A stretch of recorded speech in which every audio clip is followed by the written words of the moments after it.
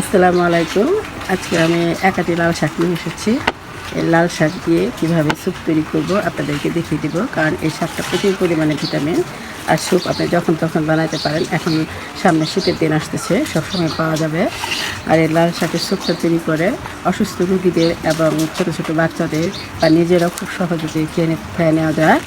আর এই স্যুপটা কীভাবে সহজ উপায়ে তৈরি করা হয়, খুব মজার একটি স্যুপ এবং খুব সুন্দর দেখতে একটি স্যুপ কীভাবে তৈরি করতে হয় আমি আপনাদেরকে এখন সহজ উপায়ে সেটা তৈরি করে দেখাবো। প্রথমে এটা ধুয়ে পরিষ্কার করে সুন্দর করে পরিষ্কার করে নিতে হবে। আর শাক ধোয়া মানে কয়েকবার ধোয়া। শাক ভালো করে ধুয়ে নিতে হয়।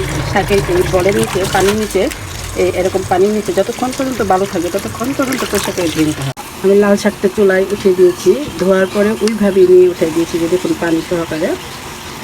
কারণ শাকটা রান্না করতে গেলে আমরা পানি সবসময় ঝরিয়ে নিই, কিন্তু যেহেতু স্যুপ রান্না করবো পানিটা ঝরাই নিই, ধোয়ার পরে এইভাবে উঠে দিয়েছি। এখন দিয়ে দিব রসুন কুচি, দিয়ে দিব স্বাদ মতো কাঁচামরিচ, পেঁয়াজ। এটা দিয়ে আমি এখন ঢেকে দেবো। যেহেতু আমার লাল শাকের পানিটা দরকার, আমি এখানে স্যুপ তৈরি করবো, এর জন্য আমি পানি সহ দিয়ে দিয়েছি এবং এটা ঢেকেও দিব। স্বাদ মতো লবণ দিয়ে দিব। আর আমি এই শাকটা কিন্তু ফেলেও দিব না, আবার রেখেও দিব না। এই শাকটা আবার আমি খুব সুন্দর করে শাকটা রান্না করে নেব, কারণ শাকটাও বাড়ির ফ্যামিলি খাবে আর স্যুপটা বাবুরা খাবে। এর জন্য আমি এটা করে নিচ্ছি। এই যে আমার এই পর্যায়ে চলে আসছে। এখন আমি এটা নামিয়ে দিব, কারণ যেহেতু শাকটাও আমি রান্না করবো, শাকের দিকটাও তাকাইতে হবে, দেখতে হবে। আর স্যুপের জন্য আবার পরে এই পানিটা আরও জাল করে নিতে হবে। এখানে রসুন কুচি, পেঁয়াজ কুচি দিয়েছি এবং লবণটা আপনারা দেখে নেবেন, যেহেতু আমি মরিচ লবণ আগে দিয়েছি। এটা একটু ভাজা ভাজা হয়ে আসলে আমি আজকে লাল শাকটা ভেজে নেব। দিয়ে দেবো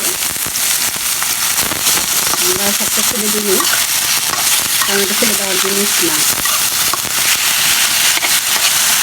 আমার লাল শাকটা ভাজা ভাজা হয়ে গেছে, এখন আমি এটা নামিয়ে দিব। এদিকে পানিটা ছেঁকে নিয়ে আমি চুলায় বসিয়ে দিয়েছি। আর দিয়ে দেবো স্বাদ মতো একটু লবণ। আমি আগে থেকে কাপে অল্প একটু লাল শাকের পানি নিয়েছি, এর ভিতরে কর্নফ্লাওয়ার 4 চামচের 4 ভাগের 1 ভাগ দিয়ে গুলিয়ে নিব।